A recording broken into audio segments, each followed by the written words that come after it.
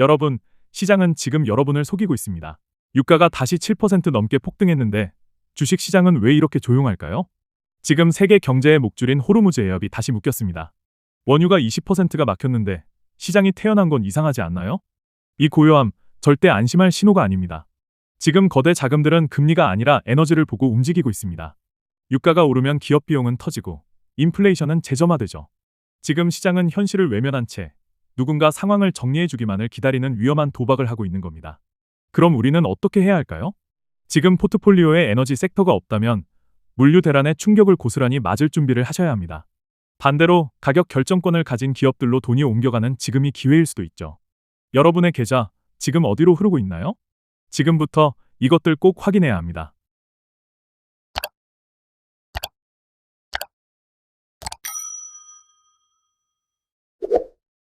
유가는 다시 급등했는데 왜 시장은 아직 고요할까요? 48시간 동안 유가는 급락과 급등을 오가는 롤러코스터를 탔습니다. 보통이라면 주식시장이 발작을 일으켜야 정상인데 놀랍게도 지금 시장은 아주 평온합니다. 마치 아무 일도 없다는 듯이 말이죠.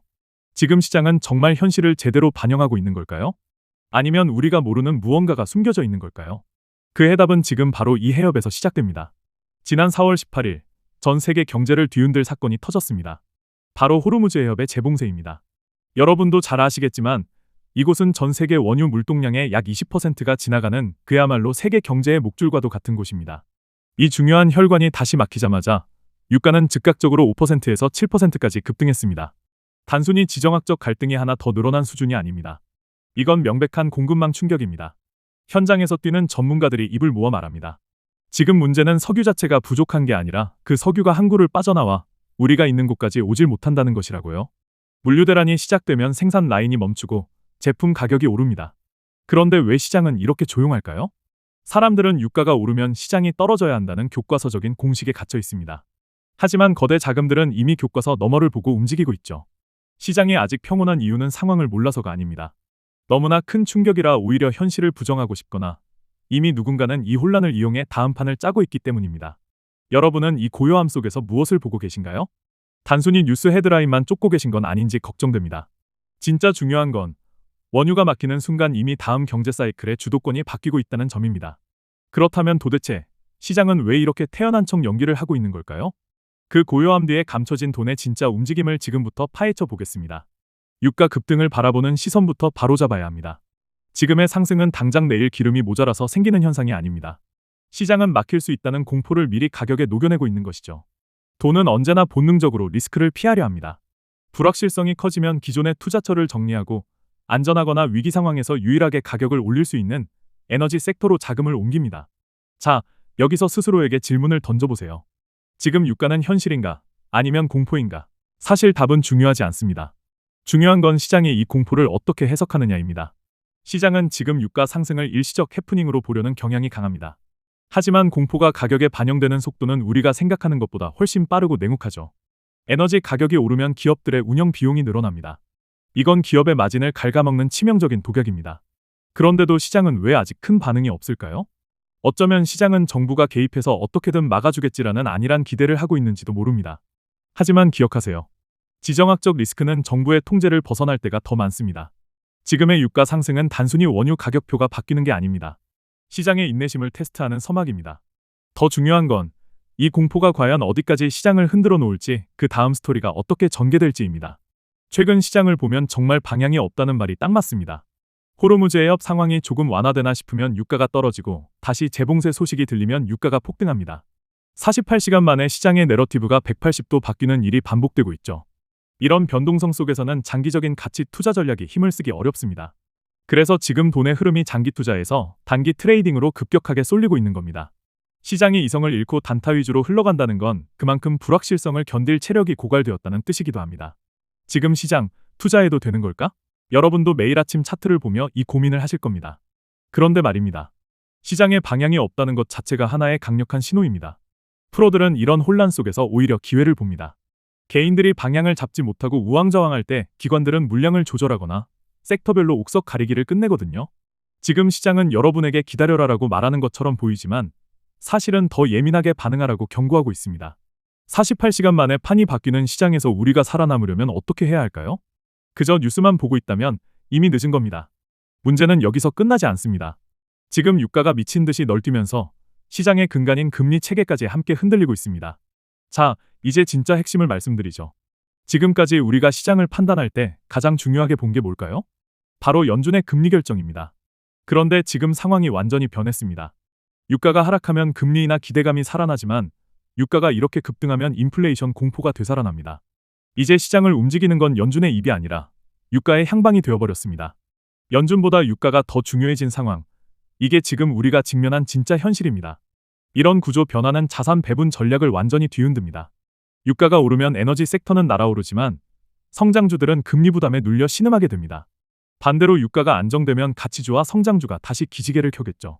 즉, 지금은 지수를 보고 투자할 때가 아니라 유가와 금리의 상관관계를 이해하고 성장주냐 가치주냐를 선택해야 하는 갈림길입니다. 많은 이들이 여전히 연준의 점도표에 매달려 있을 때 스마트 머니는 이미 유가 차트와 물류 현황판을 보며 포트폴리오를 재구성하고 있습니다. 지금 시장을 움직이는 건 연준일까? 유가일까? 이 질문에 답을 내리지 못하면 여러분은 시장의 소음에 휘둘릴 수밖에 없습니다. 그런데 더 소름 돋는 사실이 하나 더 있습니다.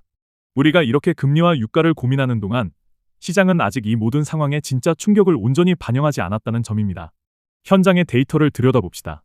지금 호르무즈 해협 근처에서는 선박들이 공격을 피하려고 항로를 바꾸고 운송이 지연되면서 물류 비용이 천정부지로 치솟고 있습니다.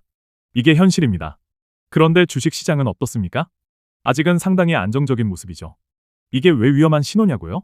현실은 이미 충격을 받고 있는데 시장은 여전히 다 잘 될 거야라는 기대를 버리지 않고 있기 때문입니다. 경제학에서 가장 무서운 순간은 현실과 시장의 괴리가 정점에 달했을 때입니다.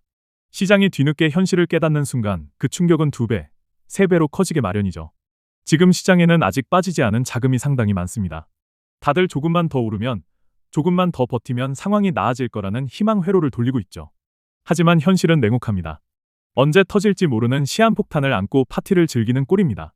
여러분, 시장은 언제나 뒤늦게 반응하지만 한번 반응할 때는 그 누구도 막을 수 없는 폭포수가 되어 쏟아져 내립니다. 지금이 바로 그 폭풍 전야일지도 모릅니다. 언제 터질지 모르는 이 불안함, 그리고 아직 기대감에 젖어 있는 시장을 보며 여러분은 어떤 대비를 하고 계신가요? 이미 돈의 흐름은 예민한 곳으로 정말 조용하고 빠르게 이동하고 있습니다. 그 돈이 어디로 가고 있는지, 누가 이기고 누가 무너질지 지금 바로 확인해 보시죠. 돈은 언제나 가장 정직합니다. 지금 시장에서 가장 먼저 움직이는 자금들은 에너지와 원자재 섹터로 집중되고 있습니다. 유가가 오르면 비용이 늘어나 타격을 입는 항공이나 물류, 그리고 소비재 관련주들은 하락 압박을 강하게 받고 있죠. 이제는 시장 전체의 방향성을 고민하기보다 어떤 섹터에 올라타야 하는가가 훨씬 중요해졌습니다. 단순한 테마주가 아닙니다. 지금은 비용 상승분을 고객에게 전가할 수 있는 강력한 가격 결정권을 가진 기업들로 돈이 모이고 있습니다. 반대로 원가 부담을 고스란히 안아야 하는 기업들은 조용히 무너지고 있습니다. 시장의 방향성보다 섹터의 옥석 가리기가 훨씬 더 중요해진 이유죠. 지금 돈은 어디로 가고 있는가? 이 질문에 대한 답이 여러분의 계좌 수익률을 결정할 겁니다. 시장은 지금 여러분에게 생존법을 묻고 있습니다. 단순히 종목을 사는 게 아니라 이 에너지 위기 속에서 살아남아 수익을 낼 수 있는 비즈니스 모델을 가진 기업을 골라내는 눈이 필요합니다. 공포는 누군가에겐 파멸이지만 누군가에겐 일생일대의 기회입니다. 돈의 흐름을 쫓아가면 그 기회의 뒷모습이 보일 겁니다. 자, 이제 이 혼돈의 한복판에서 우리는 과연 어떤 선택을 내려야 할까요? 상황은 크게 3가지 시나리오로 나뉩니다. 첫째, 지금처럼 부분 봉쇄가 지속되는 기본 시나리오입니다. 이 경우 유가는 높은 수준을 유지할 것이고 금리 인하는 계속 지연되겠죠. 둘째, 해협이 장기 봉쇄되는 최악의 시나리오입니다. 유가는 폭등하고 경기 둔화와 물가가 동시에 오는 스태그플레이션 공포가 현실화될 겁니다. 셋째, 외교적 해결로 상황이 완화되는 시나리오입니다. 이때는 유가가 급락하며 시장이 급반등하겠죠. 그럼 실전 대응법은 무엇일까요? 단기적으로는 변동성이 극에 달할 테니 무리한 축격 매수는 절대 금물입니다. 감정에 휘둘리지 마세요. 중기적으로는 에너지와 원자재 비중을 반드시 포트폴리오에 고려해야 합니다. 그리고 가장 중요한 건 현금 비중입니다. 위기가 터졌을 때 저가 매수를 할 수 있는 유일한 무기가 바로 현금이니까요. 지금 꼭 봐야 할 지표는 WTI와 브렌트유 가격, 해협통과 선박 데이터, 그리고 금리 인하 확률입니다. 잊지 마세요. 지금 시장은 금리가 아니라 에너지가 움직입니다. 뉴스가 아니라 돈의 흐름을 보셔야 합니다. 여러분께 묻고 싶습니다. 지금 시장의 요동침을 보며 여러분은 공포를 느끼시나요? 아니면 기회를 보고 계신가요? 다음 움직임은 이미 시작되었습니다. 문제는 우리 모두가 그걸 제대로 보고 있느냐 하는 것이죠. 오늘 영상 내용은 여기까지입니다. 재밌게 보셨다면 구독과 좋아요, 알림 설정까지 부탁드립니다. 뉴스원샷은 여러분의 작은 의견 하나하나가 모여 더 큰 통찰이 됩니다. 댓글 창에 여러분의 생각을 남겨주세요. 그럼 다음 영상에서는 더 가치 있는 영상으로 돌아오겠습니다. 시청해주셔서 감사합니다.